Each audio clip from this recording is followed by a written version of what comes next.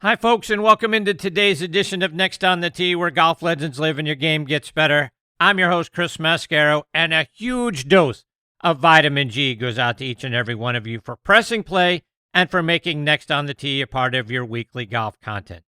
Today, I get to share a couple of great guests with you. One who is going to help us deal better with the pressure that the game can bring to us, whether you're simply trying to make a 5-footer beat your buddies or if you're playing in a tournament.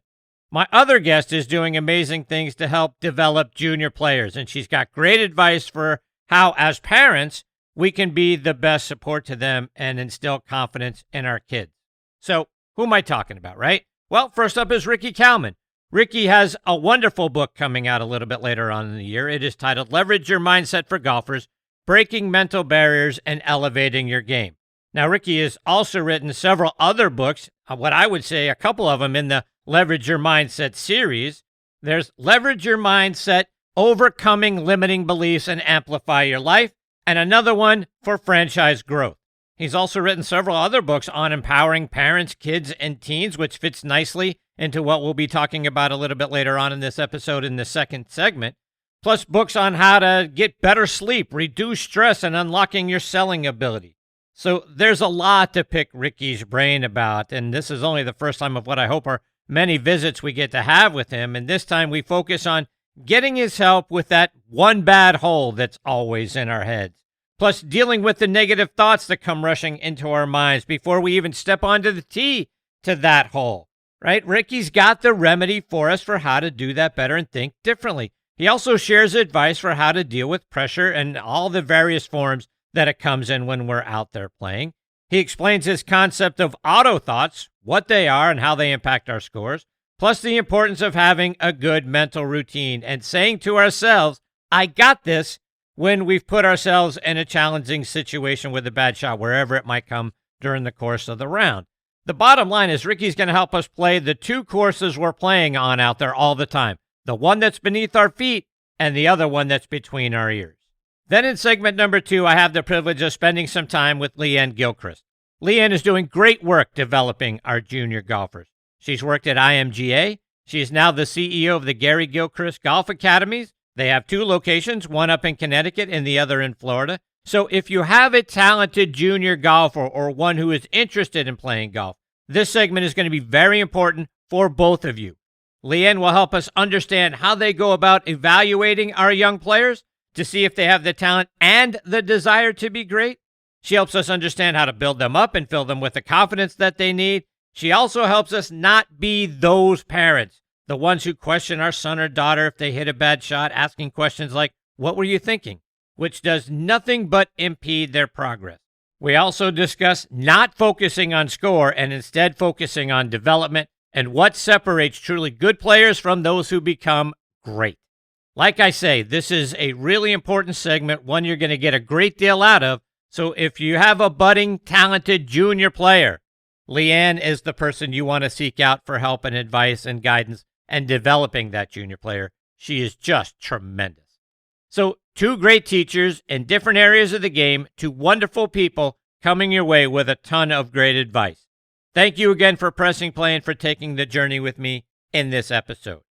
One last thing before we get started, and I've been saying this for the last several months, because if you enjoyed the show, please subscribe, like, and share it with your friends. That's how the algorithm picks this up and gets it in front of more great golf enthusiasts just like you. I would also love for you to join me over on Substack, where you're going to find exclusive articles that I write, behind-the-scenes stories, additional golf content, and, of course, your weekly dose of vitamin G.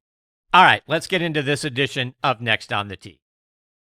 Before I bring on my first guest, I want to give you guys something that has just really stuck with me, and it's some products that I have been really impressed with. Now, they're local Pittsburgh products, but you can get them anywhere. It doesn't matter. They'll ship them wherever you're at. But 2 things that I am a huge fan of are hot sauce, and I love spices because I do the majority of the cooking in the house, and there are 2 companies that just knocked my socks off when I reached out. And look, they're not paying for this ad. This isn't a paid endorsement or anything. I just am so impressed that I want you to know about them and give you an opportunity to try them. And that is Artie's Hot Sauce. Huge fan of hot sauce. That's a big thing for me. Plus Steel City Salt. They have so many wonderful spice blends that I wanted to make you guys aware of them if you're an enthusiast of either hot sauce or great spices that are going to light up everything that you put them on, I wanted to make you aware of them. I love trying different sauces and finding ones that have the perfect blend between heat and flavor. And a lot of sauces can bring the heat, but they've got no flavor behind it. Now, that is why I've become a huge fan of Artie's hot sauce. Artie's has found that sweet spot. His sauces bring plenty of flavor first, and then the right amount of kick behind it. Whether you're putting it on wings, taco, burgers, eggs, pizza, or just about anything else, Artie's hot sauce makes everything that you have taste better. If you're a fellow hot sauce lover, you've got to go give them a try. You can find them out online at artieshotsauce.com. I also want to give a shout out to the Steel City Salt Company. Their handcrafted spice blends and seasonings are out of this world fantastic. I've become a big fan of several of them, including the Steel City Steak Seasoning, Black and Gold Blend, and their Pittsburgh Pepper Blend. I added them when I do things like grill out steak, grill out chicken. I sprinkle them on vegetables to give those an extra kick. I'm also a big pickle fan, so their dill pickle salt is going to knock your socks off. Not to mention their Pittsburgh's Little Italy, which I started to include in my Sunday red sauce recipe and sprinkle on top of pasta to give it an added burst of flavor. Their Black and Gold Blend, Yinzer Dust, and Love Pittsburgh Everything Salt is great on things like fries, eggs, the baked salmon that I make. John and the crew over there are going to grab you by the taste buds, and they're not going to let go. You're going to enjoy the attention that goes into each and every one of their blends. You're going to love it. I promise you. Go out there and check it out online for yourself. SteelCitySalt.com. You know I also have a huge dose of vitamin G for everybody over at the Pittsburgh Tribune Review and TribLive.com. TribLive.com is the leading news website in Western Pennsylvania with news around the clock, Pittsburgh pro sports coverage, a high school sports network, and a podcast network, which is where you can find Next on the Tee. Bookmark TribLive.com or download the TribLive app for free and stay up to date with the latest news from Western Pennsylvania and beyond. I also want to talk about our friends over at the Pittsburgh Brewing Company and Iron City Beer, a brand that I have loved my whole life and started drinking when I was 21 years old, of course. Whether you're a hacker or a scratcher, the secret to a successful day on the links is knowing when it's time to grab an iron, even if that means keeping it in the bag till the 19th hole. If it's been a while since you've reached for Pittsburgh staple beer, it's time to revisit Iron City. Thanks to their incredible new facility in Creighton, the best-tasting Iron City beer ever made is now available at a course near you. Iron City pairs well with any lie and sky and serves as a friendly reminder that there's always next round. Check out all of their wonderful beers and their gift shop by going online to pittsburghbrewing.com. Now next on the tee with me is one of the country's leading mindset experts, motivational speakers, and celebrity hypnotists, and that is Ricky Kalmon. Ricky has worked with Fortune 500 companies, executives, professional sports teams, and athletes, helping them eliminate limiting beliefs and perform at their highest level. His latest book, Leverage Your Mindset for Golfers, Breaking Mental Barriers and Elevating Your Game, teaches golfers how to win the most important battle on the course, and that's the one between our ears, folks. And I'm excited that I get to spend some time with him today here on Next on the Tee. Hey, Ricky, thanks for coming on the show. Thank you. And, with that intro, would you just travel with me and bring me up on stage every day? Indeed. That was awesome. I'm your man. I'm like, who's this guest going to be on? I'm going to listen. Indeed. Hey, Chris, thanks for having me on. Absolutely.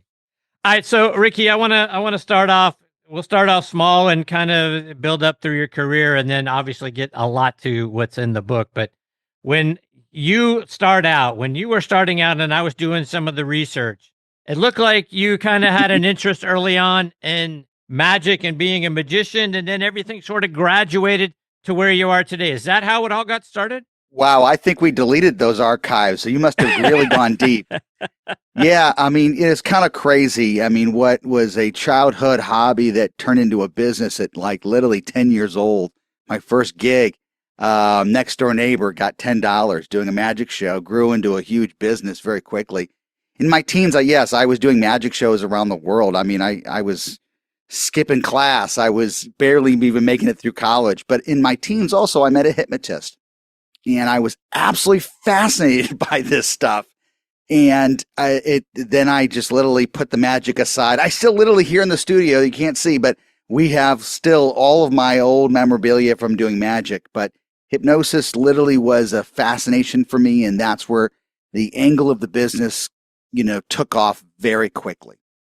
So did you progress from there? How did the fascination with the power of the mind and the subconscious, where did that come from? That's a great question. So doing hypnosis, and when I saw a hypnotist for the first time, completely blown away by what I was watching. When most people think, Chris, of hypnosis, or they think of a hypnotist, especially if they've never seen what I do, the first stereotype comes into mind of somebody with a swinging watch and putting somebody in a trance, and they're going to follow the directions of the hypnotist. That's really a theatrical miscommunication or misinterpretation, I should say, of really what this is. And I developed a show based on the principle of this is going to be so much fun. You're going to have a blast, and nobody's going to regret experiencing it. So then as I'm doing this show, and my first clients were big, Fortune 100 companies. One of my first clients was Anheuser-Busch. I was probably 18 years old doing a Christmas party for him. But in my 20s, I started realizing more and more people were asking me, okay, the how, why, how does this work? And then I started developing keynote programs to support the show. So, Chris, on a typical day, I travel around the world doing my show still to this day. But then clients have me for that second program of teaching them how to leverage their mindset in sales and leadership and customer service, basically to get out of your own way and become better versions of ourselves, which now I've teed it up. Isn't that what golf is? I mean, golf is a game of mechanics. You can go on the driving range and you can hit 100 balls and you're like, I'm great. And then you get on the course, you're like, what just happened to my game? Yes. And I was going to ask you all about that. So hang on a second, Ricky, because first I want to react to what you just said a minute ago, because you're right. We all have the swinging watch, and you're gonna put somebody in a trance and make them do something kind of crazy. And I saw that you in the past have done work with the Yankees and the Bengals, and as a Red Sox and a Steelers fan, I was really hoping you could give them some sort of a suggestion that whenever they touch a ball, they cluck like chickens or something like that. So I'm a little disappointed that's not the case. Yeah, well, it's funny that people ask me all the time, like, I'm working with these athletes, whether it's MLB, NFL, PGA players, and like, well, who do you love to work with the most? I'm like, the one that pays me. I'm going to be truthful. I mean, I'm a free agent, and listen, it's really. I'm just going to be blunt. People, I can't believe you just said like, no, you pay me. I'm going to work for you, and I'm going to work really hard. That's awesome. All right, so to the thing you just said there a moment ago about transitioning our game, to your point, so often we get out on the practice range. Boy, I'm hitting it good today. Can't wait to get to the first tee. And somewhere between the range and climbing up onto the first tee, everything disappears. Why does that happen? Yeah, has it happened to you? Oh, many times. Happens to everybody. I mean, because our thoughts are powerful things. We're human. We're not perfect. And golf is not a game of perfection, right? I mean, you see in some of the biggest tournaments in the world, golfers still make mistakes at the highest level. But it's how they recover, reset, and redirect and be more present. And that's where talent comes from. Because I guarantee there's a lot of people out there that can drive a ball that is just unbelievable, but they'll never make it in a tournament because their head game is so powerful that they're battling the thoughts between their ears before they battle the course. Yeah. And so where I think you're going to go in this question is, so how do you do that? Well, you can. You can't. Everybody can. Our negative self-talk, our negative self-belief. I could have done better. I mean, you're on hole 3, and all of a sudden you drive the ball and you slice it, and you're with your buddies, or you're competing, and you're like talking to everybody around. I could have done better. I know what I did. How many times you hear that on the course? I know what I did wrong. It's a waste of your breath. It's a waste of breath if you want to compete and you want to win. Mm-hmm. You're wasting time on things that have already happened. Focus on the now. Whatever you're doing, if you're listening right now, I'm going to throw you a pearl right now. Pick it up. Don't focus on the past. Don't worry about the future. Be present in the now.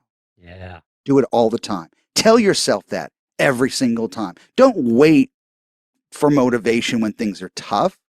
That's another waste of time. People do it all the time.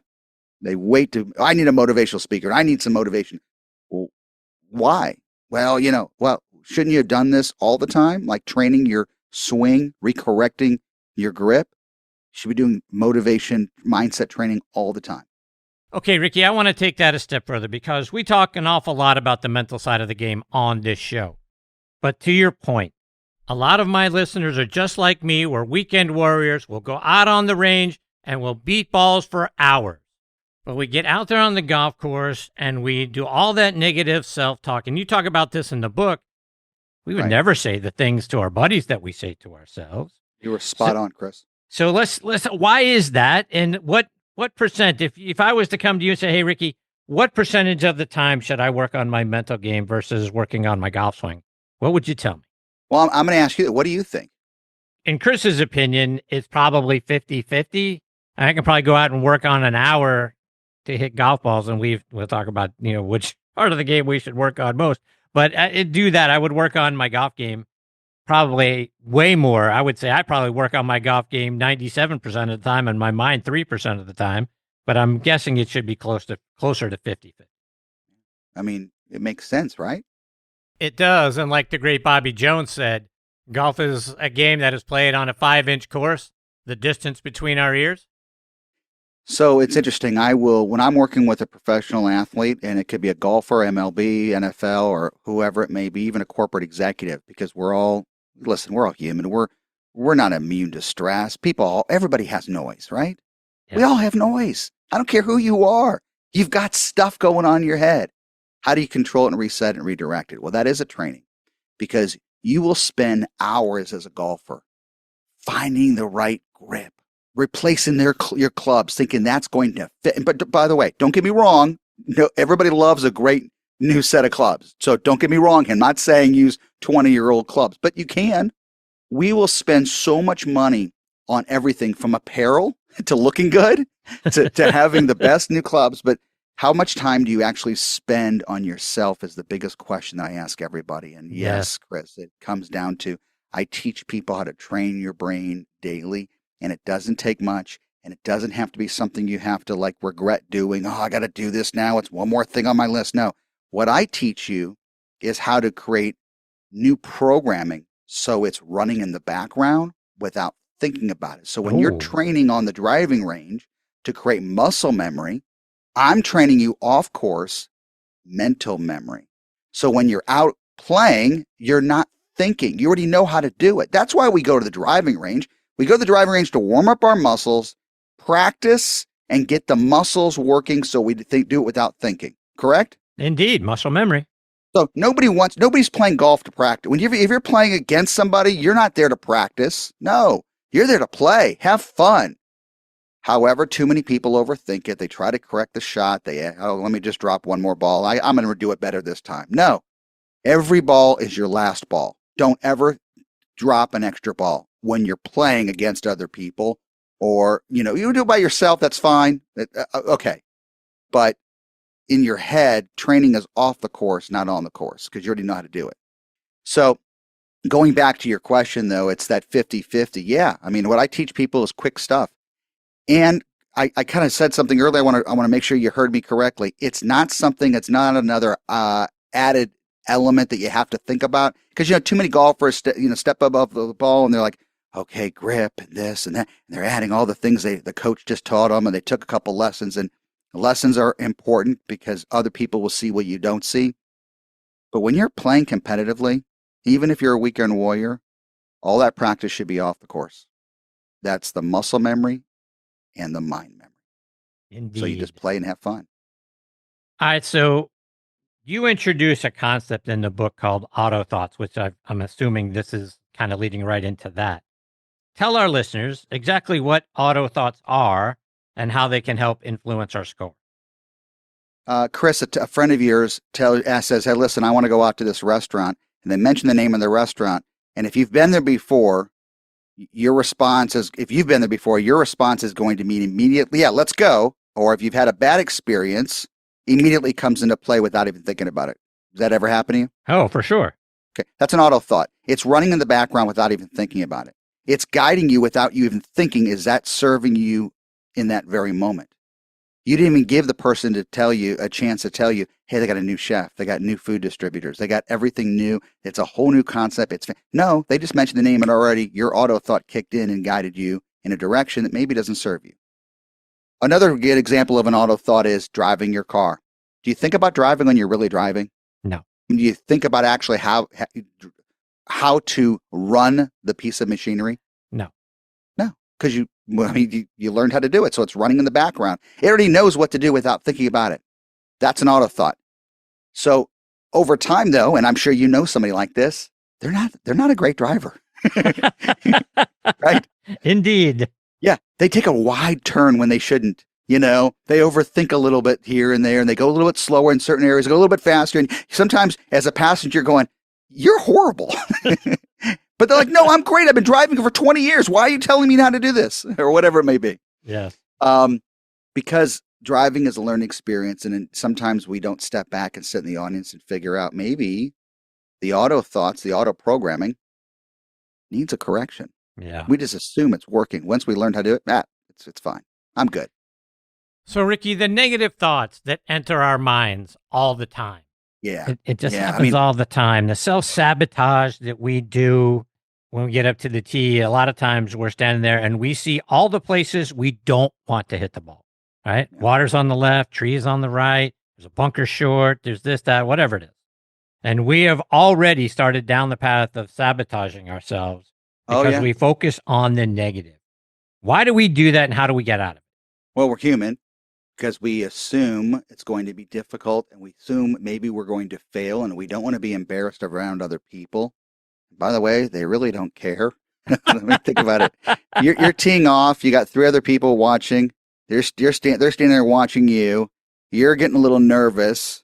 You don't want to do anything wrong or embarrass yourself. Do you think they really care?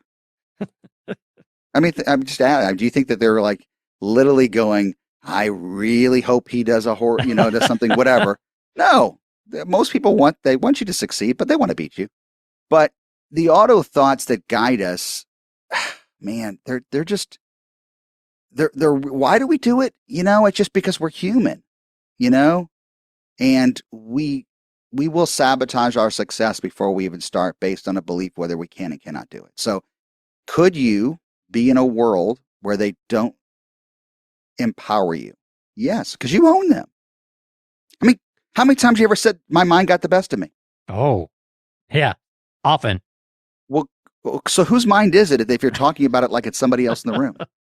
Good point, right? Yes. So again, it's a conversation that I teach people, and these are small little things. This is not rocket science. Most people just neglect to fix the software that's running in the background, like the auto thoughts, like the negative self-talk, and it's going to happen. You're going to have a bad shot. You're going to do something. You're going to be mad. But what do you do in that moment so you move past it? Mm-hmm. And so in the book and whatever I do, whether I'm talking to a sales team or a professional player, what are you doing in the present moment? How aware are you of how powerful the redirect can be to hit the imaginary pause button in life and figure out what's best for you right now? So I want to take a couple of things that you mentioned there half a step further, because one of the things that you mentioned a moment ago is we can be up on the first tee and we see this and we've all experienced this sort of thing. Maybe the first tee is backed up a little bit. Maybe there are a couple of groups that are behind us have brought their carts up early, but there starts to be 4 people, 8 people, whatever it is, around the tee. And now all of a sudden we feel that pressure. And part of that pressure, I think, is because we feel like they're going to judge us.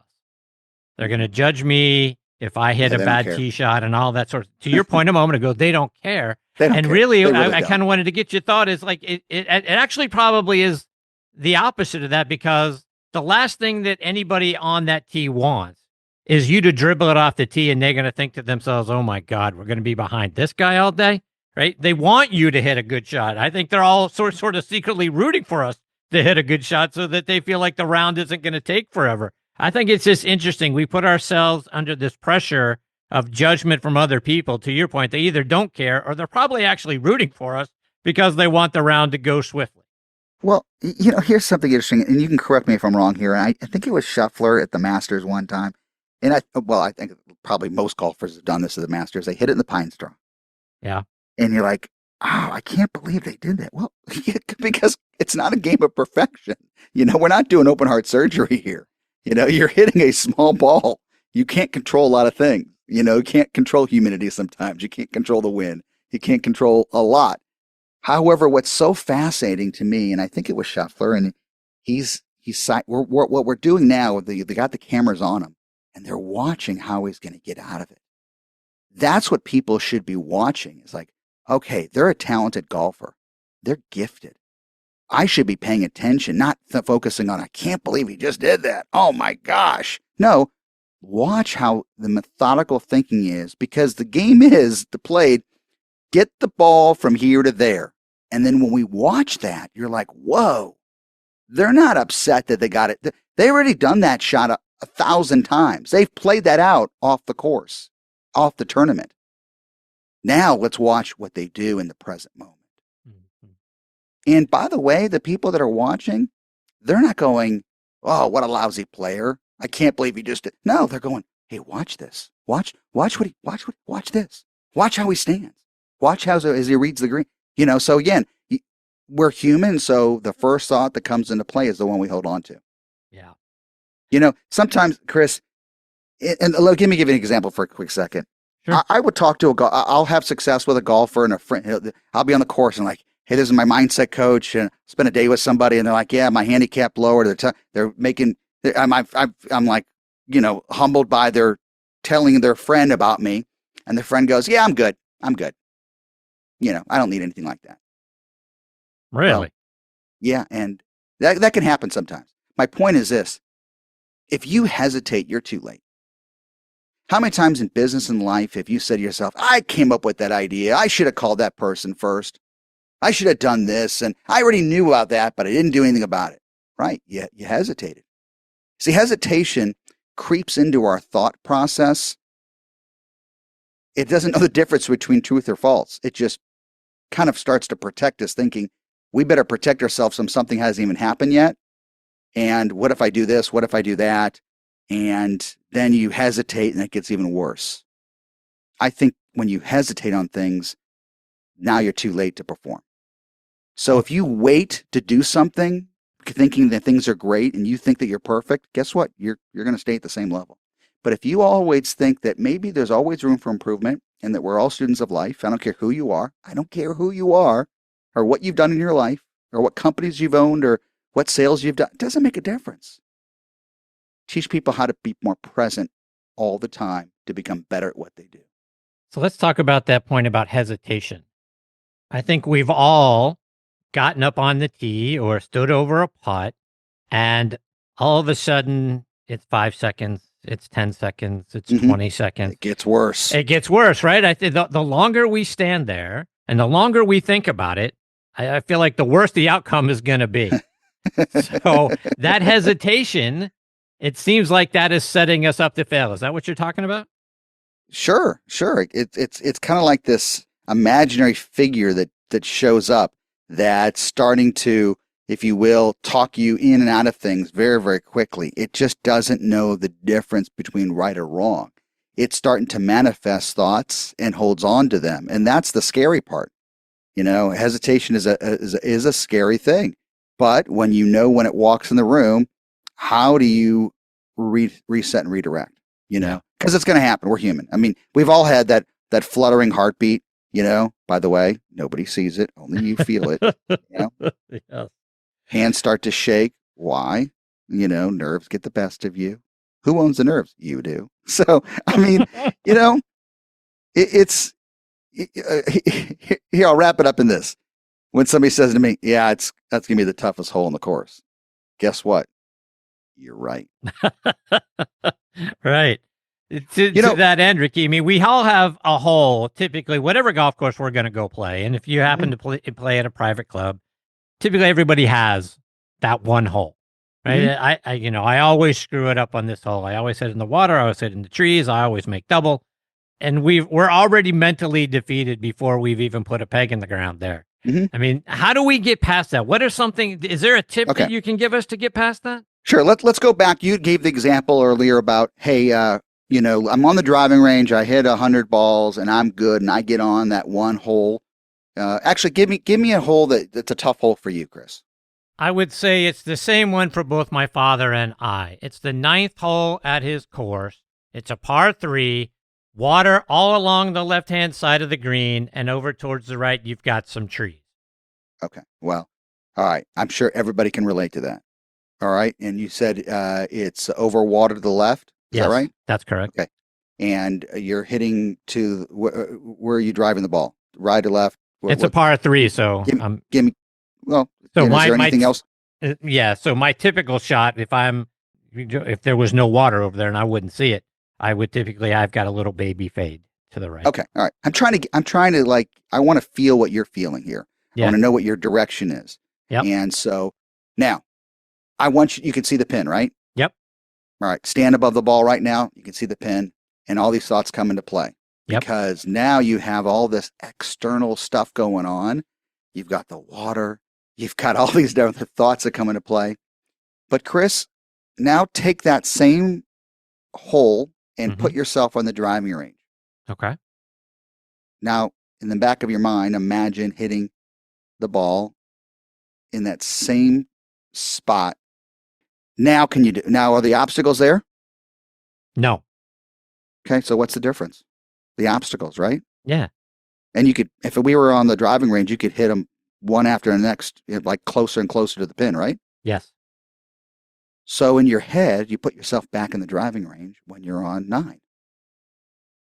That's all you think about is hitting and visualizing exactly like you hit on the driving range. Now, to some people, that just sounds like guided imagery. But it is, but it's hypnotizing you to stop thinking about the water. Stop thinking about the bunker. Yeah, that's the tough part, right? Because this out of the corner of your eye, every time you look up to find the pin, all right, it is. There it is. But there's the water. Visualize yourself standing at the driving range. Yeah. And hitting that exact same shot on 9. In other words, when I'm looking down at the golf ball I've already found out how I need to align myself.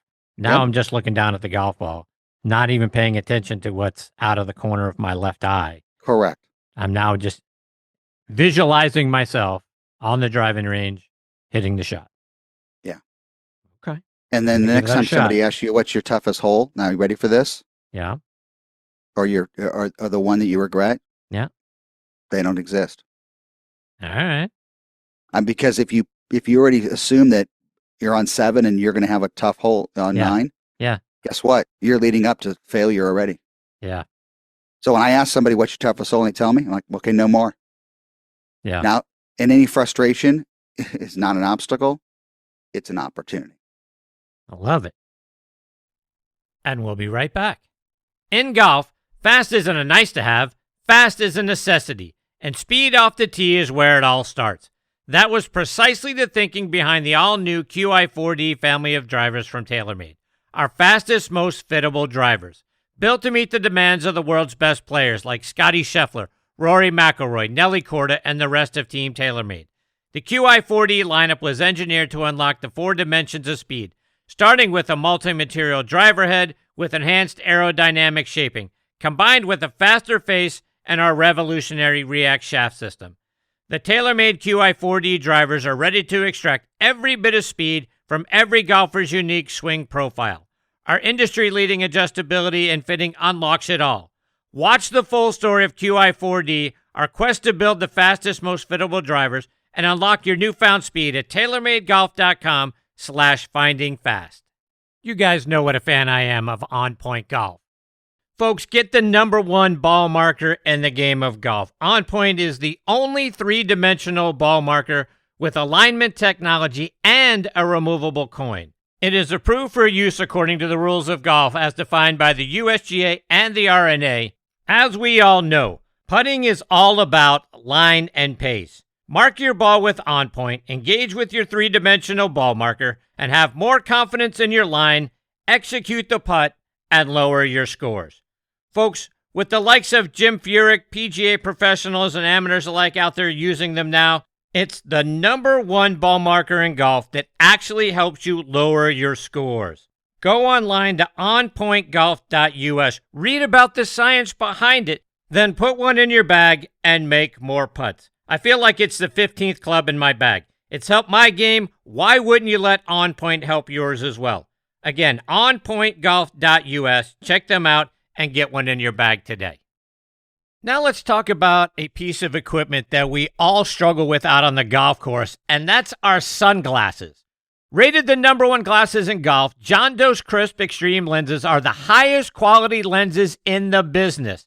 They are golf-centric. They have non-polarized lenses with true depth perception, so you get to keep your glasses on for every shot. How great would that be not to have to take your glasses off and on during the course of your round? So you have true, proper depth perception every time that you're standing over the golf ball. Now, John Doe is co-owned by 4-time major champion Ernie Els. Why? Because when he tried them, he immediately wanted in. John Doe, see the game differently. Go to johndoesport.com and enter promo code NOT, N-O-T-T, for Next on the Tee for a $35 discount at checkout. That's John Doe Sport, JONDOSPORT.com. I wear them on the course, when I'm driving, or just when I'm out and about. And people tell me all the time, hey man, I love your sunglasses. See the difference for yourself at johndoesport.com. PGA Tour Superstore pros aren't born. They're made. Every January, hundreds of associates talk to the top manufacturers, learn about the latest clubs, test the newest equipment, log thousands of hours of training, and together hit over 100,000 balls, all so they can get you the perfect fit.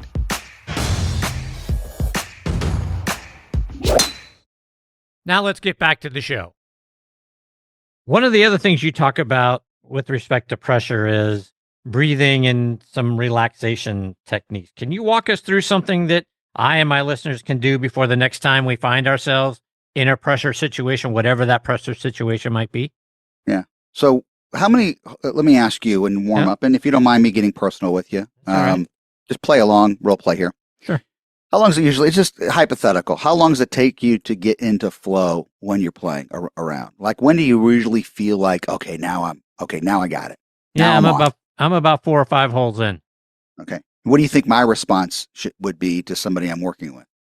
I'm guessing you would want us there on the driving range, so you're already there by the time you get to the first tee. How about when you get out of your car? Oh, okay. And starting with, listen, we all show up to the course. Maybe you're rushed. Maybe you forgot something. Maybe you got to think about what you got to do later on today. It's still in your head. And you're still not even present because you're still worried about the speeding ticket or the conversation or a to-do list you have to do later. Before you get out of the car and you're in a safe environment, or maybe even in the club, in the locker room, take a moment and just sit and just take a deep breath of air. Just take a deep breath and let it out. And a lot of the techniques that I talk about starts with teaching people about their breath, meditation, using self-hypnosis meditation, guided imagery, all these things that are in the book. But it starts with this simple process of just hit that pause button. So for your listeners and for everybody else, reset your programming. You're in flow the minute you get out of the car or walk out of the locker room by stopping and just focusing on your breath. Just calm down. Take a breath and just do nothing for breathing for a few moments. Just breathe. Don't think about the shot. Don't think about what you have. Just sit and breathe. Be aware of your breath. Just be conscious of it as it flows in and out of your body. Now, to some people, they might think, that's a soft skill, Ricky. Come on. That's just soft and it's a little fluffy. And now you're just going to say, play some music. And I'm going to tell you right now, meditation relaxation is not a soft skill. It's a hard skill. It will make you tough. It'll make you stronger. It'll make you more resilient and build fortitude. Love it. You also talk about, as we talk now going through this flow state, one of the best things we can do as well is have a really solid pre-shot routine. What is a good, solid pre-shot routine that helps prepare us mentally and physically to hit a really good shot? So that's going to depend on the individual. Everybody has their, when I work with somebody or if I got a group of golfers and we all go to the driving range, I watch everybody. Everybody's got a different routine, right?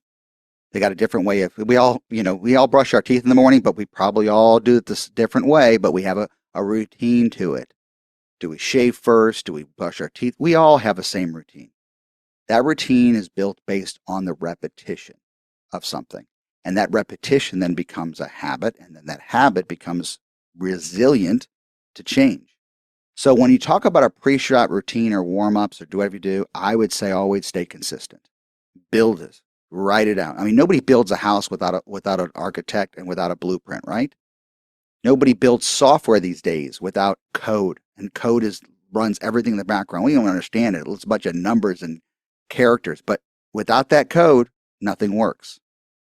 So I'm telling you and everybody else that when you create the right code and just do that code every single day, then your brain starts to work automatically without thinking about it. And that auto thought that is positive and constructive is always working for you. You mentioned going back to Scotty and maybe pulling one into the pine straw at Augusta National. And we've talked about the negative self-talk to kind of flip all that around. What should we be saying to ourselves? If we've hit a terrible shot, you talked about how if Scotty were to do, we should be looking at it and go, wow, let's see how he gets out of this one. What should we be saying to ourselves following a bad shot so we don't turn one bad shot into 3 bad shots and 5 bad holes before we recover mentally? Well, you've obviously read the book, so I'm gonna test you a little bit here. And by the way, there's no wrong answer. There really isn't. I'm gonna ask you, what do you think? What do you think you should be saying? Staying with the theme of being in the present, it's to say, let me see how I can pull off this shot. Going back to what we talked about earlier, typically, I'm not saying all golfers, typically golfers will defend the bad shot. They'll play out what they should have done. They wish they could have had a mulligan. I mean, all the things that go on. They're already, thinking, how do I get out? They're thinking. So what you should be saying to yourself is something in the present moment, like, I got this. I got it. Because if you're a golfer, you've practiced these shots left and right. You've done it in your sleep. You've done it in the driving range. If you're a golfer and you've been playing for 20, 30 years, you've had this opportunity already. You know how to get out of where you are. Just focus on that. That's everything. I mean, I was with a pro golfer, hit it in the bunker, and they looked at me like, oh, I cannot believe what just happened right in front of you, Ricky.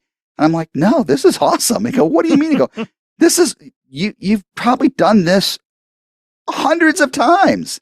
I get to see you face to face getting out of it. And they're like, I never really thought about that. So show me what you got. You got this. I mean, nice. Let me give you an example. I know people are going, that sounds like a lot of motivation, but it is motivation with a hook, because motivation can fade. Listen, you and I can have a great conversation. I could talk to any of your listeners and listen, we can have an hour conversation and you walk away going, I am ready to tackle any course. Yes. But there's a flaw to that. If you don't stick with it, motivation can fade. Yeah. But your mindset will stick onto whatever you just fed it.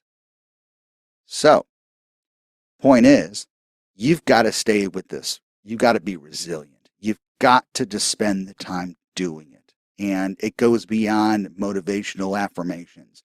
You are the lead programmer of your software. So take full advantage of that. Be the best.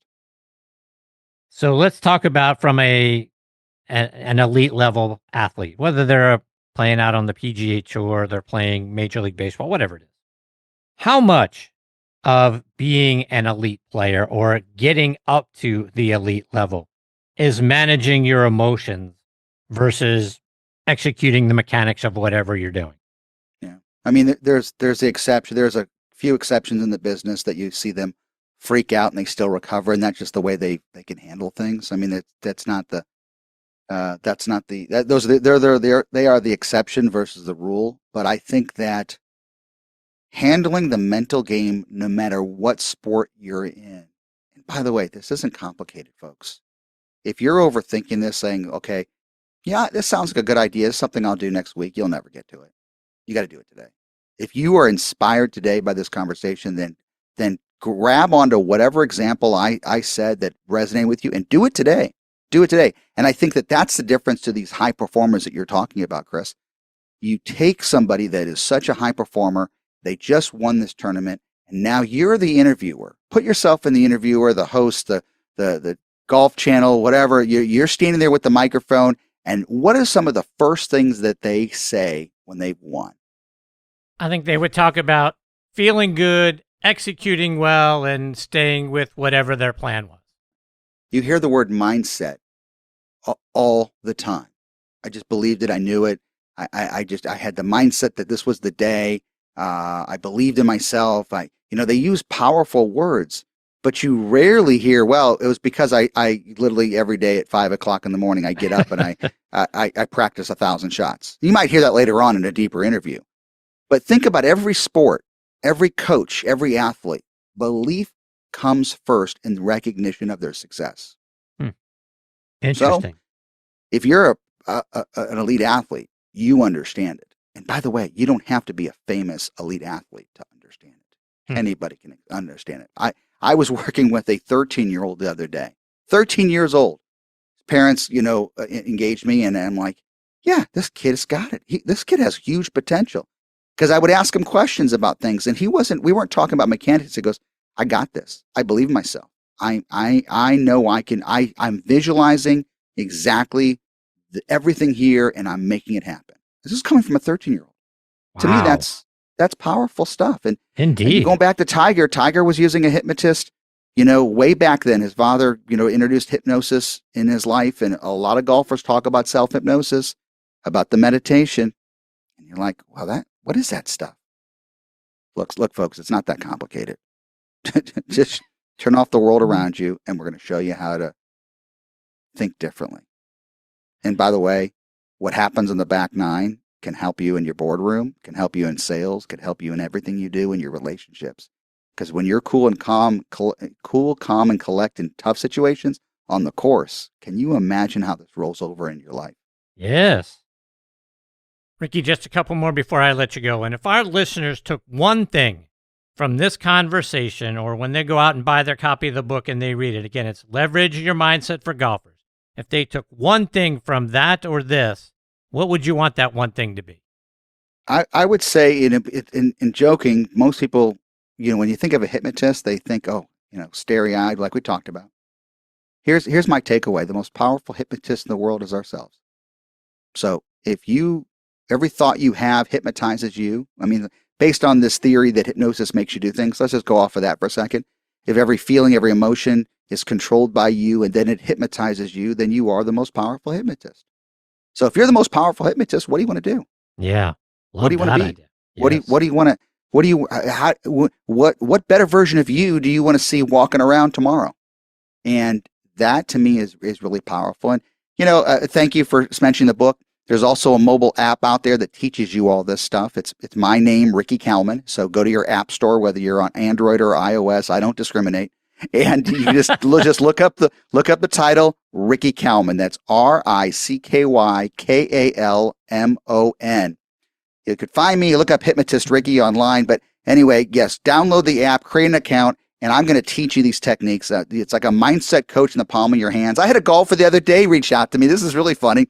We launched an AI version of me in the app. Wow! And this golfer that I've known, and he reached out and goes, Ricky, I downloaded the app and I'm using it, and then I saw that there's an AI version of you, and listen, I was in a tough situation on the course, and I was frustrated. I was in the golf cart, so I started having a conversation with AI Ricky. And within like 6 different text messages back and forth, remember, it's AI version of me. It's not me. But he goes, I felt like I was talking to you because I've read your book. He goes, it got me out of it. And the rest of the time I was playing, I was on fire. Wow. I just had a overcoming battle with what I did wrong. And I was mad at myself, and I just needed a reset. And AI Ricky only talks in my vocabulary, meaning it only answers and talks based on my work and not outsourced answers. Oh. And so it has a full conversation with you. It's really weird. I've had a conversation with myself, but it's really scary. What's it like talking to yourself? Very scary. The first time I was testing it, and my wife was sitting next to me, she goes, "What's wrong?" I go, "Oh, I know what you feel like now." That's awesome. We'd be remiss, Ricky, if we didn't also mention our good friend Scott Monroe. How'd you come across money? Well, I'm glad you talked about Scott. Scott's I feel like, an old soul I have known forever. We've only known each other probably like 5 or 6 months. Our good friend, Bob Freeman, who owns Divots Golf Apparel in Briar and Nelson, who is also the inspiration. A lot of my golf stuff came from him because he's like, Ricky, you should be doing this. I'm like, sure, I'll get involved. So our Bob Freeman introduced me to Scott. Scott's like, this is really cool. Scott's got 30, 40 years of mechanical training. I've got the same in mindset training. So we collaborate together and we're creating a Great Golf Now clinic. This is crazy. It's just so much fun. I mean, Chris, I speak around the world in front of huge audiences, and my Golf Now is doing these private clinics. And yes, I mean, you should see the two of us. We're like squirrels. I mean, we're all over the place in conversations and it's hysterical, but we're learning from each other and we're teaching these skills to other people.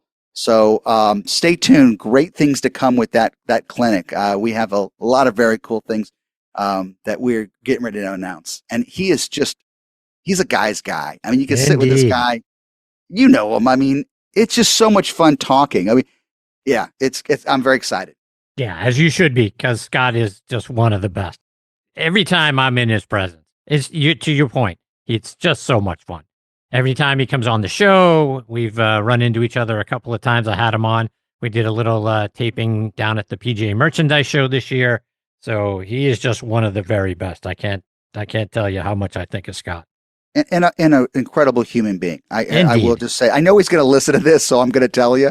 But it's interesting. It's funny when Bob Freeman told me about Scott. He goes, "Here's the cool thing about Scott.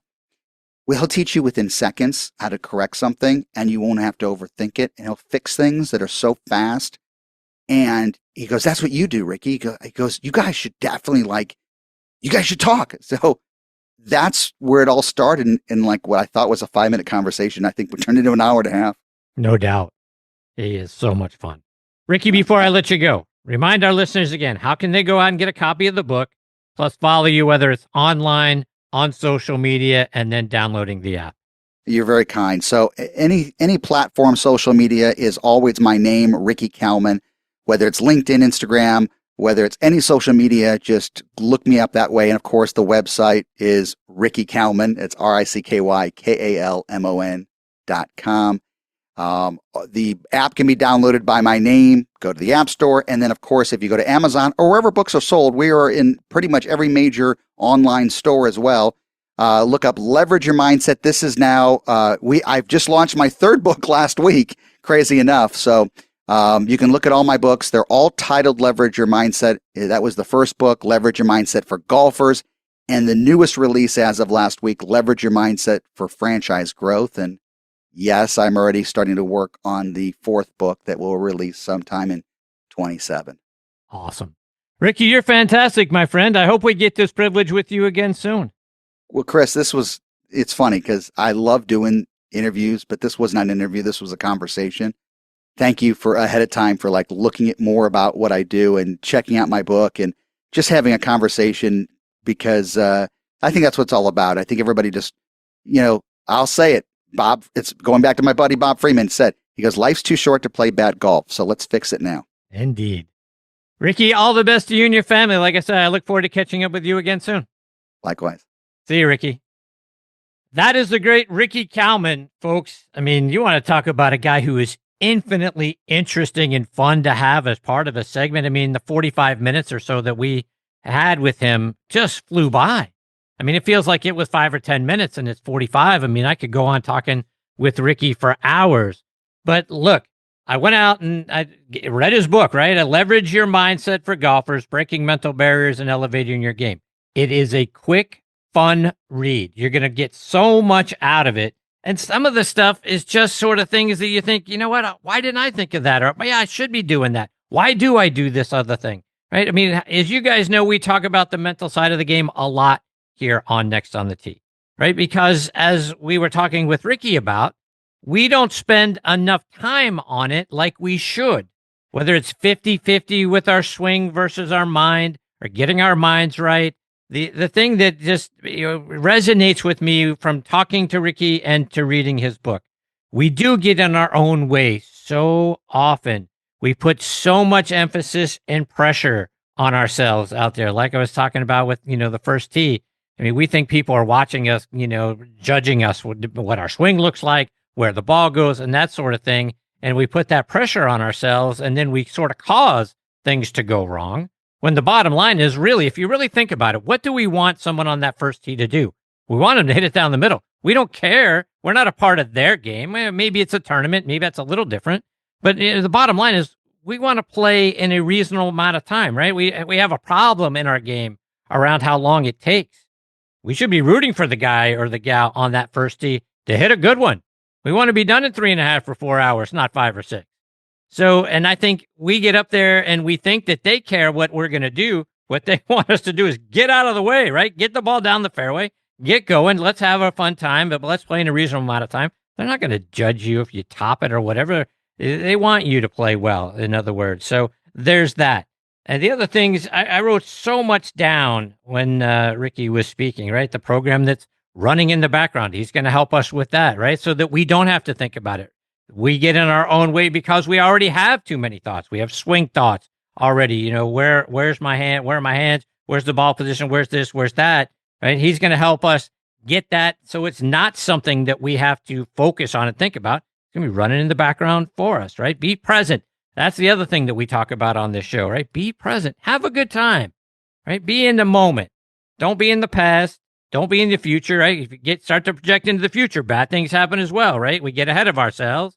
Oh, if I can, birdie the last 3 or par the last 3, or if I can just do whatever, then I'm going to break whatever barrier we have or make our best score or whatever, right? You start to get too far in the future, bad things happen. If you look in the past, right, you start spending time looking in the rear view, looking at the bad things there, it's going to ruin the present. Let's stay focused, right? Those things, you are your own programmer. So there's a lot that I wrote down from Ricky. There's so much you're going to get out of this book.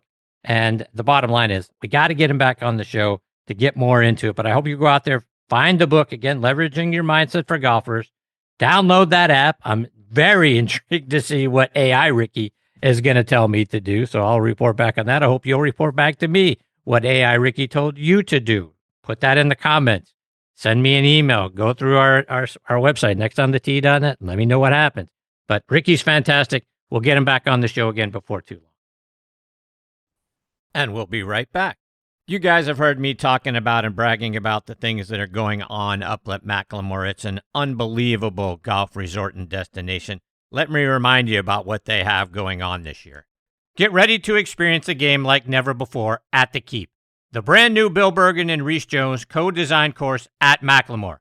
With its challenging layout and awe-inspiring views, every round here is an unforgettable adventure. Whether you're taking on the signature holes or just soaking in the scenery, the Keep is where your best golf meets nature's finest backdrop. So grab your clubs and join us up at Macklemore. The Keep is open and it's waiting for you. And folks, if you haven't tried 2 Under yet, you really need to. Why?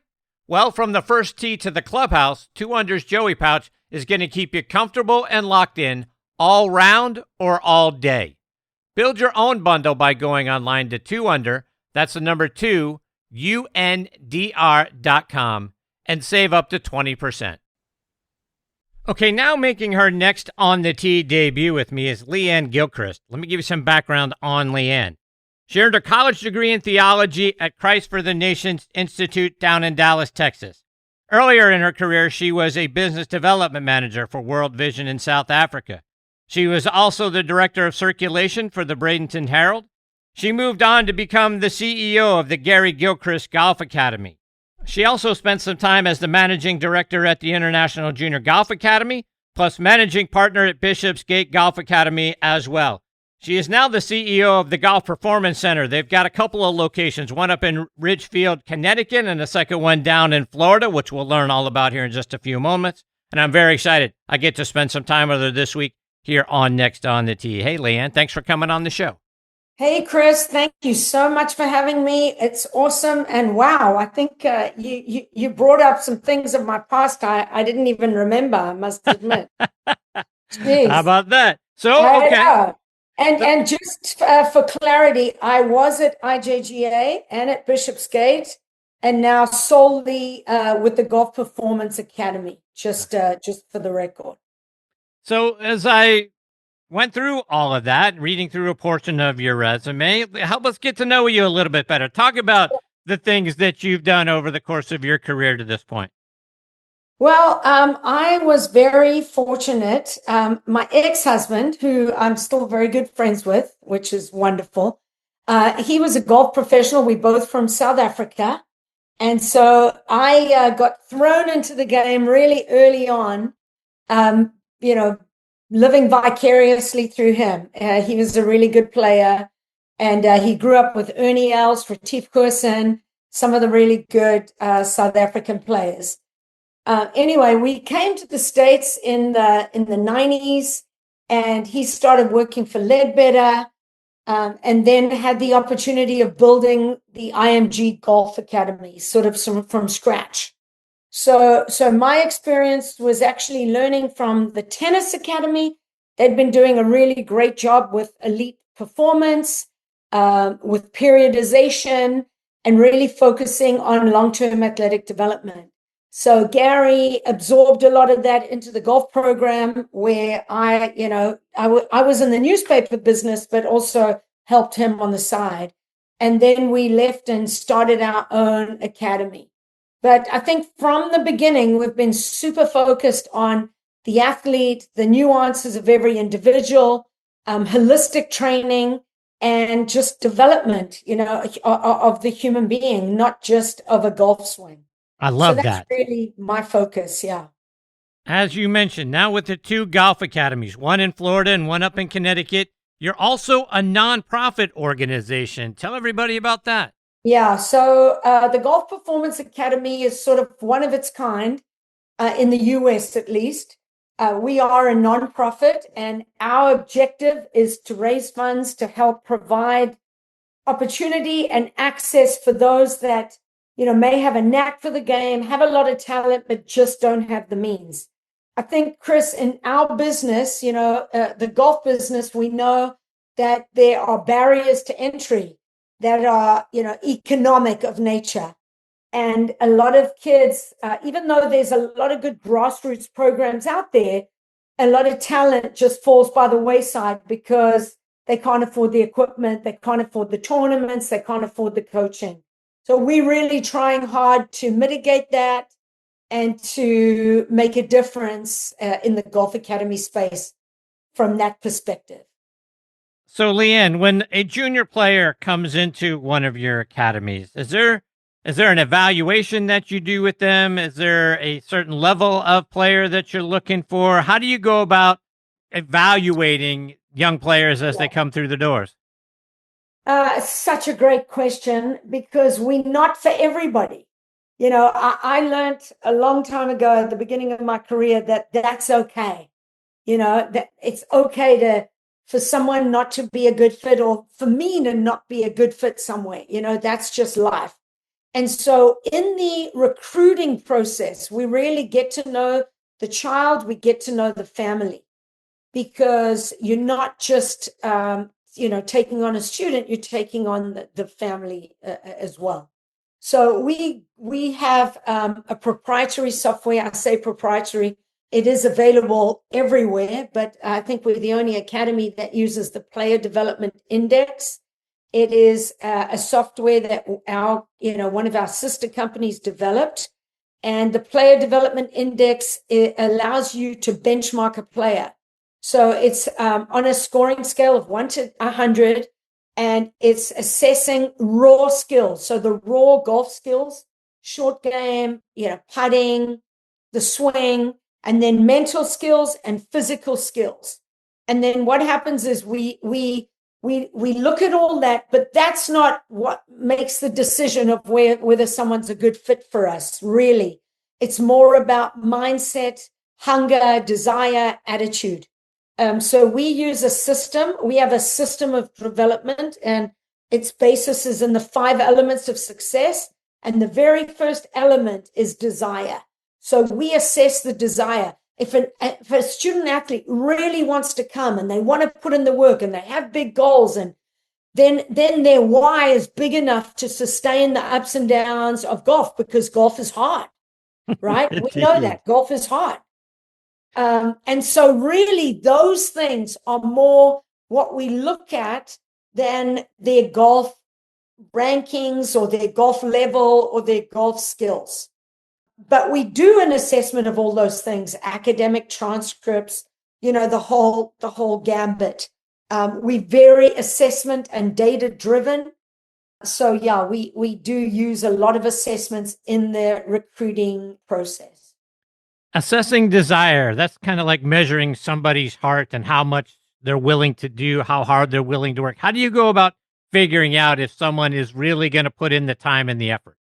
And a lot of that comes down to our experience and our instinct as a team, because people can say the right things, right? And can say, oh, they want to do it. But honestly, success leaves clues, and you can see when somebody has that burning hunger. You really can tell. Even if you just sit back and observe and see what they do and how they interact. I had a mentor really early on in this business, and he taught me that, people, just their body language, the things they tell you, speak, their actions speak so much louder than words. So we do a lot of observing and just picking up a sense of whether they're going to be a good fit outside of what I call the hygiene factors, right? Obviously, they can play golf to some level. They have decent grades, especially if they aspire to play college golf. They are students first and then athletes. So outside of all of that, we really just, follow our intuition. So over the course of the time that you've been doing this, is there a young athlete or two that kind of really captured your imagination, either because he or she really had a gift for being able to play the game, or because you did assess how hard they were willing to work to be good? Yes, absolutely. I was actually just telling a story yesterday. We have a student currently, and he has a physical challenge right in his life. In fact, he was told he probably wouldn't play golf. And last year he was really close to giving up. And teenagers are tough because their brains aren't fully developed, and so they become emotional and reactionary and outcome oriented and all those things that we try to teach them not to be, right? But this young man, he pushed, he fought through those challenges, pretty dark times he went through, and he just was very gritty, very resilient. And then this summer in a qualifier, he shot a 65. Wow. It was just by far his personal best, and an incredible breakthrough and accomplishment. So just those stories, just everyday stories of, a kid that was shooting in the low 80s to then turn around 2 years later and shoot a 65.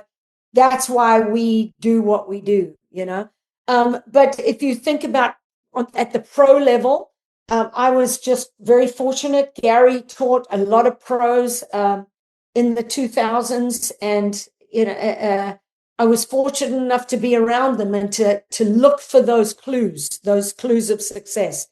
And Morgan Hoffman is a young man that stands out in my mind. He was at our academy, and he had so much intrinsic motivation and drive. And our staff would sort of wake up getting ready for the workouts, and he would already be up, ready, dressed, anxious to get to the gym. You never had to tell him to come to practice. It was always his drive that, took him, everywhere that he went. So he was a real standout. And of course, we know from the PGA Tour, and he's also had some challenges that he's just kept fighting through, Another story is a couple of pros I can think of that had really good careers, and I put it down to internal alignment. They weren't fighting. They just knew that golf was sort of their job. It was what they did. They worked hard, but then they also could have, other things and interests in their life. And I think just the more alignment there is internally, the better shot that a player has at a good, long, steady career. You mentioned that you're also taking on the family, and I've got to imagine that handling and dealing with parents is a challenge as well, because we all believe that our child's going to be the next Tiger Woods or Nelly Corda. Is one of the most difficult parts of working with a junior player also having to deal with the expectation of the parents? It is hard. It's definitely difficult because parents, they often say, well, it was unintentional. I didn't mean to do this, right? And we do a lot of parent education. When I travel doing, clinics or recruitment events, we do parent education in other countries. And it's a big area of focus, not really because of any other reason than I think parents, damage their children without wanting to and without realizing they're doing it. So if there's some small part I can play in helping them, not do that, then of course I want to do it. Parents just are on a bit of a default. Basically, what they saw as children with their parents, they tend to repeat those same patterns. And unless it takes a lot of effort to break the patterns and to change our behaviors, a huge amount of effort. And so I do focus on that a lot. It can be challenging in the academy space if we have a child that's really struggling because their parents are very negative or putting a lot of pressure on them. We absolutely try and intervene and help in that situation. But it is hard. I think if parents could really count the cost and see what's happening in the psyche of a child, they would change, but they don't realize, and it's typical for kids. I don't know how many kids, if you have kids, Chris, do you? I do. I have 3. Are they younger, teens? What are the ages? They are 31, 28, and 25. Okay, yeah, I also have a 30-year-old. But when they're teenagers, it can be tough, right? Because they just react and then push back, and then relationships can erode and be unhealthy. And it doesn't have to be that way. If we as parents can be vulnerable, speak our feelings and try to relate to our children instead of just telling them what to do, or instead of just, being critical. There is a ton of that in golf, unfortunately. Are you able to tell, like within a very short period of time when you meet a family, whether they're going to make the journey easier or harder for the player? Absolutely. What are you looking out for that we need to change so that we're not ending up being the negative influence on our young player? The biggest indicator is mindset. And I strongly recommend a book called Mindset by Carol Dweck to everybody listening to this. It is a must for any parent.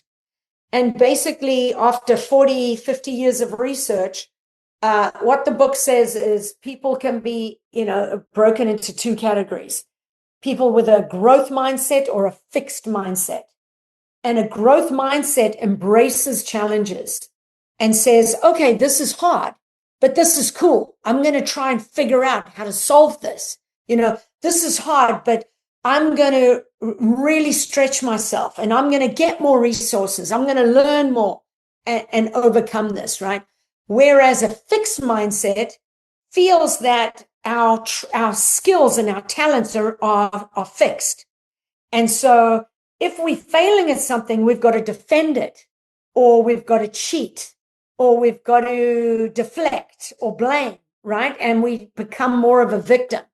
So if you see some of those traits in your kids, then instead of blaming them, we should look at ourselves as parents and say, okay, what am I doing that's creating this for my child? Because the truth is, the greatest gift we can give our children is self-belief, for them Indeed. To have a strong self-image, right? Yes. And confidence. And imagine your child stands up on the tee and they, it doesn't matter if they're unsure of the shot, or, there's a little fear or concern or pressure or whatever. but for them to stand up there and know that they're okay no matter what happens. Yeah, so that's, to me, I agree with you. To me, that's one of the most important things that we can do as parents is instill confidence in our children, because you mentioned there are some things on the negative side that we do or can do to really damage the confidence of our children. But to the opposite side of that coin, if you come in with a more positive, and this is just Chris Mascaro's opinion, but if you come in with instilling positivity and confidence and just kind of live with an attitude of gratitude and all those things, and you instill those things in your children, confidence is everything. Because if you don't have it, you're very likely not going to play well, and you're not going to play the game for very long. Right. Absolutely. Without a doubt. Yeah. And so one thing, you asked me about some practical tools or some applications.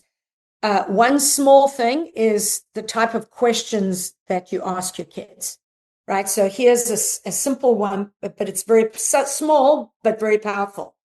If they call you after a round, or you with them at the golf course and they haven't played well, you don't use a why question, like why did that happen, or why didn't you play well, or why did you make so many bogeys?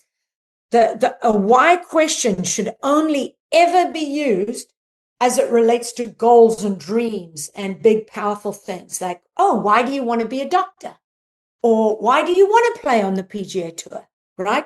To drill down to the real reasons why. But after a round or after a miserable experience, use questions that start with how. So ask your children how questions, how can I help you? How could you improve on that? Is there a way you could do that better next time? Just things that are getting them thinking about solving the problem instead of negativity and criticism. So have you ever had to kind of pull some parents aside and say, hey, look, the biggest obstacle to your son or daughter being able to progress and play this game well isn't them or their ability, it's you. Yeah, I actually have. I have done that. I can remember the moment sitting with some parents, and actually their child had so much talent. He was a boy from Mexico. He'd been player of the year at like 14 years old. Just a really great young man, but super analytical, tendencies of perfectionism. We use the DISC profile in our coaching, and he was very conscientious on the DISC profile. So that he takes everything really seriously, and had a very critical father. And during he was having such a bad season and wanted to give up golf. And I told the father, listen, what you're doing is just reinforcing the things that he's already feeling. It's not helping him at all, and if you continue the way you're going, he is going to give up golf forever, and that'll be it. What a waste. And unfortunately, that was kind of prophetic, because that is what happened. Oh, I hate to hear that. I know, it's really sad. Yeah. It's really, really sad. I think the parents, a great story is Tiger Woods had a 3-putt this one time, and a neurotic parent, like most of junior golf parents, neurotic parent kind of ran over to Earl Woods and was like, oh my God, Tiger just 3-putted. And Earl was chilling under a tree, and he's like, oh, that's okay. Let's hope he learns something from it. And that is a great example of just quiet strength. So, us trying to be good parents and trying not to be negative, that's never actually going to work. A parent has to walk a journey of their own self-discovery, of how to be centered themselves, how to be confident themselves, how to have unconditional love and acceptance of their children, because otherwise it's just fake. We can say all the right things, but our kids can see it in us, can see it in those moments of stress, how we react. So really, we just have to be better ourselves. And we'll be right back. Golf season is back, and Sunday Swagger just made sure you're going to be ready. Their new spring collection just dropped. They've got 60 bold, performance-driven styles for men, women, and youth. And if all that isn't enough, well, they just linked up with Pennzoil and Team Penske for a race-inspired collection that brings serious trackside energy to the fairways. With styles for men, women, and youth, you're guaranteed to turn heads and spark conversation when you wear Sunday Swagger. Visit SundaySwagger.com, join the Sunday Club for exclusive drops and member benefits, and folks, Sunday Swagger is going to give you what? Polos with personality. Again, check them out online, SundaySwagger.com. And folks, Squares Golf, best golf shoes on the planet by far. It's not a gimmick, it's not marketing, it's science. Let's hear why they say it, and I say it as well. You've heard of Squares, and there's a reason why. Because the best swings in golf don't start with your hands. They start from the ground up. Most golf shoes are built for looks, not performance. Squares breaks the mold. Our patented design gives your toes room to engage the ground, creating more stability, balance, and solid contact. Your same swing, now powered from the ground up. Experience the Squares advantage at squares.com. Squares, performance starts where you stand. All right, now back to more of the show. Let's take that a step further, because you've watched countless young players chasing their dream. What separates the ones who actually make it from those who don't? Because it can't just be talent, right? You've alluded to some other things. What have you seen actually makes the difference between those who make it and those who fall short? So without a doubt, so I think it's a combination of sort of three or four things. They have to have the drive. Oh my goodness. I am so sorry, Chris. I'm just No worries. We find if I just start answering that question again, right? Sure. Yeah. So they absolutely have to have the drive. Like there's no doubt. Okay. Combined with the drive, there has to be athleticism.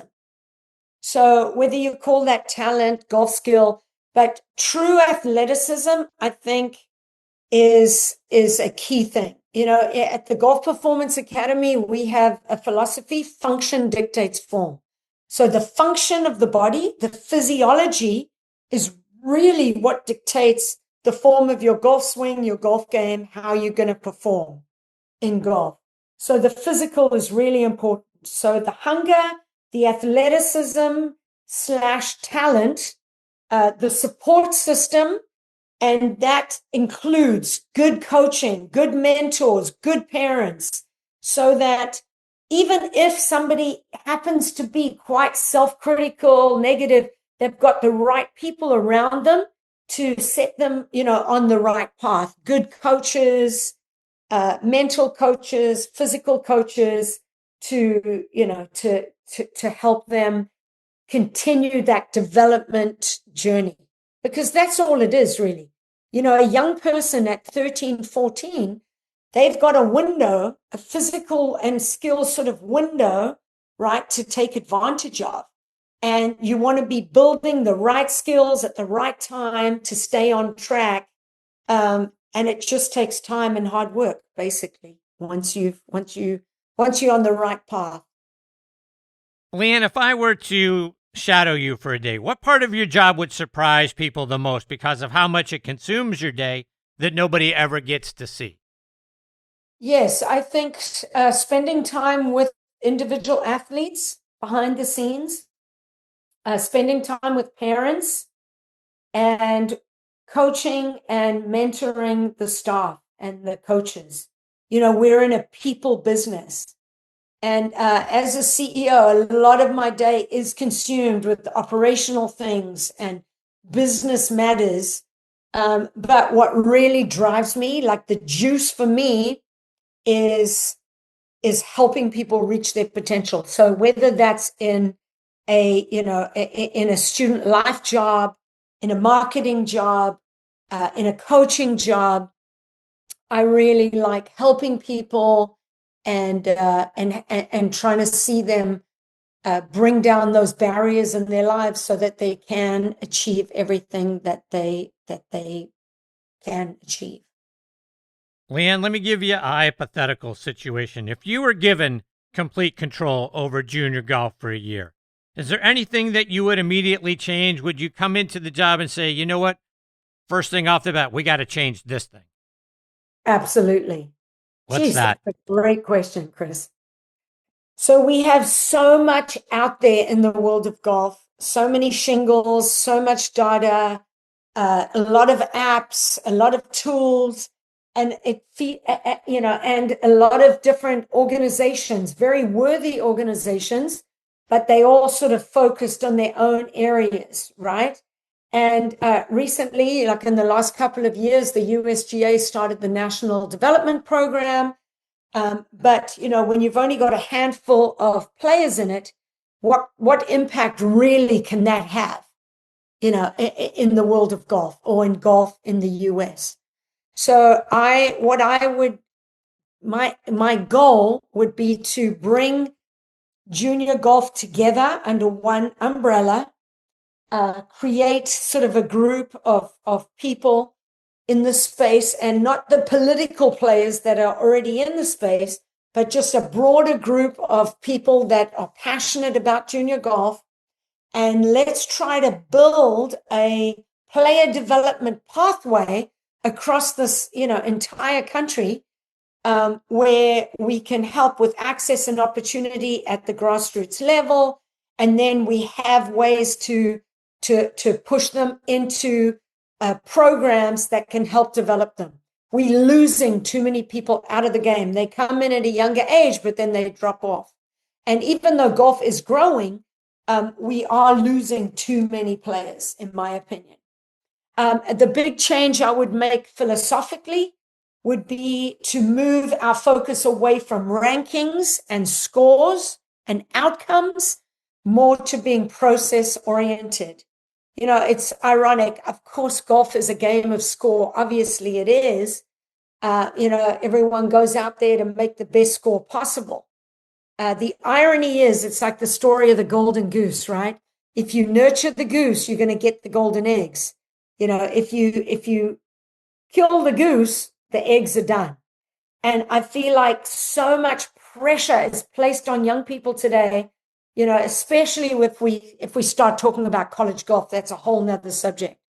But the way college golf has changed so much and is becoming so much more competitive, there's immense amounts of pressure on young people. Too much pressure, right? Like draining the love of the sport out of them because of the pressure to achieve and to win and to make scores and to get their ranking up. And so I would want to shift the focus to the process of development. We wouldn't have to use PDI, but we have the tool of the Player Development Index. And basically what that does is it measures your development progress instead of your rankings and your scores. So we can see how players are building their skills and improving versus just looking at what they've done, right? So we would focus on lead measures and not just lag measures. I love that idea. And to that end, Lee-Anne, I mean, I've certainly talked to so many of the top instructors in our game, and you mentioned there's so much data and so many tools that we have available to us now. And when I talk to the instructors, they talk about how junior players have become almost more enamored with whatever their numbers are, as opposed to what the golf ball is doing, the flight of the golf ball. So many of them talked about how a junior player will take a swing, the ball will no sooner be off the face of the golf club, they're looking down to see what their numbers are, not as opposed to where did the golf ball go. Have we gotten too much into data nowadays? I mean, it depends. I would say, data can really help us, giving us great information. But like anything, right, all of our strengths overused become a weakness. And so I think that golf is a science and an art. And so if you focus too much on the science, that player is going to go out there, stand on the tee, and they'll lose that feel. They'll lose the art of the game, and so because they become just too scientific and too data driven. And so what we do is we have, a periodization, a time when we're focusing on the data. And then you want to take those skills out and practice them, right? so that you can transfer and then you go to the golf course and be able to compete with those changes. So we are very careful. We have all the data in the world. We use ground forces. I mean, gas, gears, you name it, we've got it. But we use that to take complex things and provide a very simple solution to the teenager that if you give him too much, he is going to have a tendency to overthink. So I think that absolutely is a challenge, but you don't want to throw the baby out with the bathwater. You want to use it wisely. Lee-Anne, just a couple more before I let you go. And for our listener base, most of our listeners are out there. They're not trying to get on the PGA Tour, the LPGA Tour. We're weekend warriors. We're out there. We want to break 90, break 80, whatever milestone number that we're trying to break. But a lot of times and I'm guessing you see this in the junior players as well, we play golf swing instead of playing golf. And we focus, like you said a minute ago, we are completely focused on what our scorecard says. Is there a lesson that you've learned over the years, whether it's developing junior players or just as someone who's been in and around the game as much as you have? Is there something that you think we all should learn to do differently or better so that we can start playing better and maybe playing more freely? Yeah, absolutely. I mean, there's a ton of things, but to give you a simple one, on the mental side or on course type thing, performance, I would say the routines. I think that if recreational players, that you refer to that might be listening, they get very slack with the routine because it's fun, right? They're just out there having fun. But really being able to think during your pre-shot, make your decisions using, analysis and thinking about the shot. But when you move into the execution phase, then make a conscious decision just to feel and to focus. And then in the post shot, accept where the shot went. Ask yourself some questions like, what happened in that shot? What can I learn from it? How can I improve? Those types of things. I think that recreational golfers are very sloppy. I don't know if you agree. Okay. Yes, and we so are. tightening that one thing up, because you go and practice, you're practicing things, but practice is when you're applying your reason, right? You're thinking about your swing. When you get on the golf course, you've got to be able to transition into feel and execution.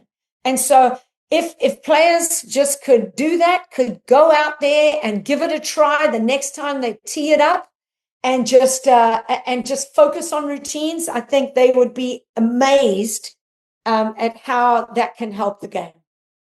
Lee-Anne, one more before I let you go. And when your career is all said and done, what are you hoping that people are going to say about the lives you've changed? Not the golfers that you develop, but actually the lives of these kids that you've changed over the years. Chris, kind of, what I said earlier in the podcast. It's the reason we do what we do. It's why I wake up every day. It's to just make a small difference, to be able to add some value, to give someone that aha moment. I think that, in those twilight years, if some of the athletes I've worked with look back, it'll be the small kindnesses, kind gestures, some of the little pieces of advice. I think those are the things that'll stick out versus anything else. And that's why we do this. I want to, my mission in life is to be, loving and giving and make a difference for myself and others. It's as simple as that. That's awesome.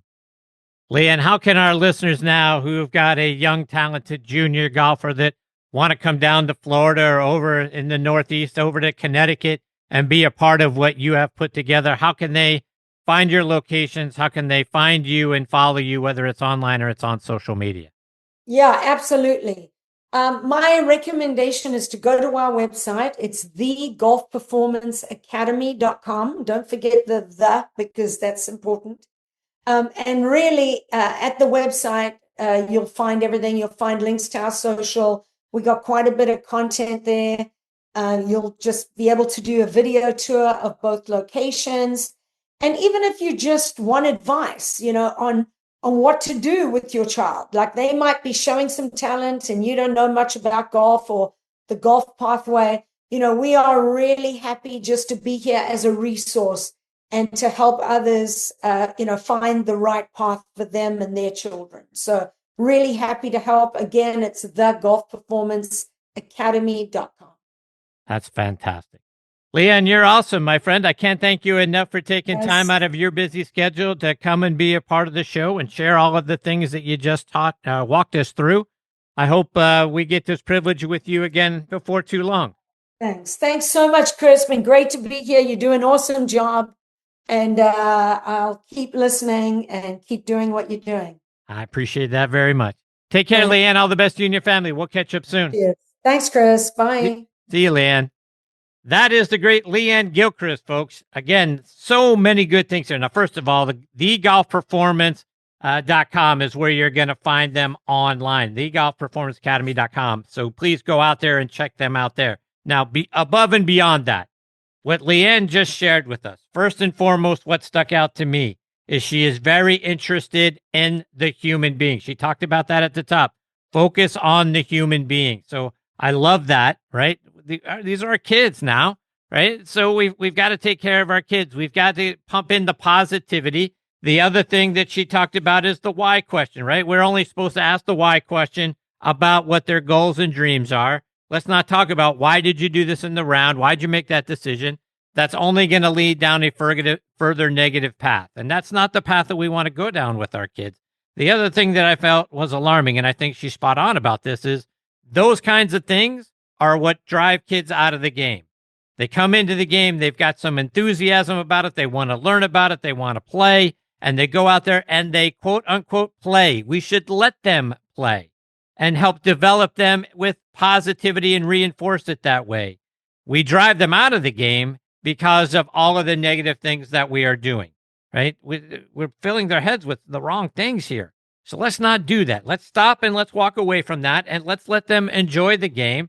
People like Lee-Anne and the folks at her performance center are going to be able to tell us if they have what it takes to further along in the game, right? Whether it's, do they have the desire? Do they have the drive? Do they have the want to? Do they have the aptitude? Do they have the swing and the athleticism, right? That's one of the things that she talked about: drive, athleticism, physiology, and we are the support system. So do they have those things? So let's make sure that we are reinforcing those things and allowing the professionals to do what we are paying them to do, right? In these situations, we're bringing people to our kids to these performance centers, to these people to help develop their games. And part of developing their game is developing their confidence and their mind and all of those things. Let's let them do that. If you want to ask some questions, of course, but let's not put that pressure on the kids, right? She talked about that at the end. Pressure, the game becoming too full of pressure to perform, pressure to do a lot of things. And when we have a lot of pressure on us, what do? We don't want that. We have enough stress in our lives. Let's not make the game of golf something that is just full of pressure. Yes, the game at the highest levels comes with that. That's a part of the things that you sign up with and part of the mental aspect of the game and being able to deal with it. Not at 6, 8, 10, 12, 14. Let's not put it there. Let's not put it there before. And one of the things Lee-Anne talked about as well at the top was these kids, their brains and their emotions aren't fully formed at this age. Let's not put more pressure on them. So I love so many things that Lee-Anne talked about during the course of this segment. I hope you got a lot out of it. I've got notes written all over my notes about the things that she said. So I'm very much impressed with what she and her team are trying to do and what they're building. I think it's very important. And hopefully we get the opportunity to catch up with Lee-Anne before too long. I think it's a wonderful thing, and junior golf is a big thing and needs to continue. Let's make it flourish. Let's not let these kids, like she talked about, too many kids leaving the game. And I think we have a lot to do with that. Let's change that around. All right, my friends, it is time for me to put a bow on this episode of Next on the Tee. A special thanks again to Ricky Kalmon and Lee-Anne Gilchrist for being here. Scheduled to join me next time are 8-time Canadian women's long drive champion Lisa Longball Vlouswick will make a long overdue return visit with us. And then making their Next on the Tee debuts with me will be sports and performance psychologist Dr. Jim Enfremo and Emmy-nominated sports writer Phil White. So a lot of goodness on tap for you next time around. As always, I want to thank our friends over at Trib Live for being such wonderful partners and for hosting this show on their site. For the latest news from Western Pennsylvania and beyond, including your favorite sports, go to triblive.com. You can find this show by then clicking on the sports section tab, and it's going to be right there on the home page of the sports section front and center for you. Or type in podcast.triblive.com, then click on Next on the Tee. Many of the most recent episodes from this season available for you there as well. But as you guys know, you can find the show pretty much anywhere you get your podcast content.